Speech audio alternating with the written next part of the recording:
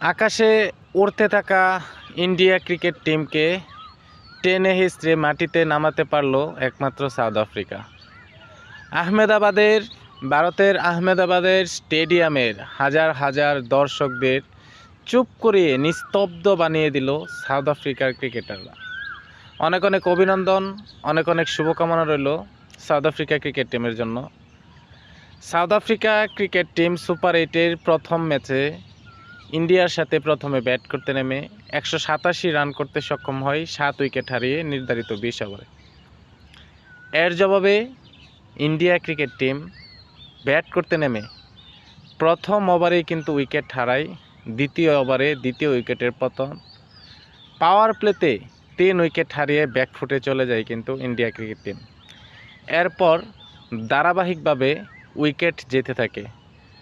111 রানে all out হয়ে যায় ইন্ডিয়া ক্রিকেট টিম।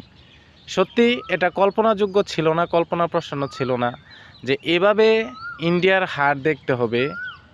আকাশে উড়তে থাকা ইন্ডিয়া ক্রিকেট টিম একবারে মাটিতে লুটিয়ে যাবে, 111 রানে অল আউট হয়ে যাবে, সেটা আসলে কল্পনাপ্রসন্ন ছিল না। সেই অসাধ্যটি সাধন করে কিন্তু দেখিয়েছে সাউথ আফ্রিকা ক্রিকেট টিম।